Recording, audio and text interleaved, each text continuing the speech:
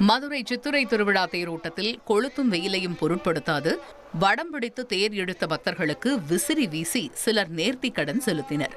சுமார் 100க்கும் மேற்பட்டோர் பெரிய விசிறிகளை கொண்டு தேர் இழுக்கும் பக்தர்கள் மீது காற்று படுமாறு வீசினர்.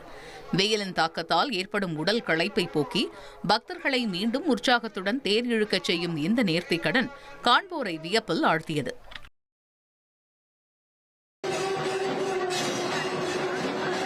பிரசித்தி பெற்ற மதுரை மீனாட்சியம்மன் கோவில் சித்திரை தேரோட்டத்திற்கு வருகை தந்த பக்தர்கள் இளைப்பாற இஸ்லாமியர்கள் ரோஸ் மில்க் வழங்கியது நிகழ்ச்சியை ஏற்படுத்தியது.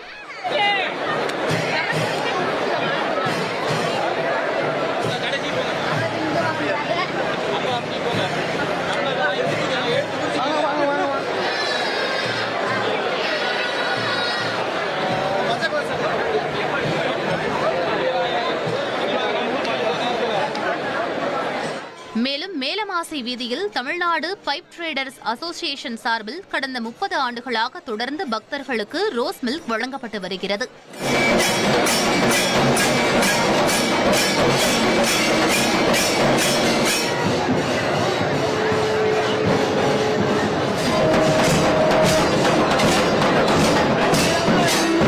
லட்சக்கணக்கான பக்தர்களின் தாகம் தீர்க்கவும் பசியை போக்கவும் மாசி வீதிகளில் பந்தல்கள் அமைத்து உணவு, குடிநீர், மோர் உள்ளிட்டவை வழங்கப்பட்டன. இனி செல்லும் இடமெல்லாம் செய்தி. தந்தி டிவியின் வாட்ஸ்அப் சேனலை ஃபாலோ பண்ணினா செல்ல இருக்கும் இடமெல்லாம் செய்தி. இதோ QR கோட் இப்பவே ஸ்கேன் பண்ணுங்க, ஃபாலோ பண்ணுங்க.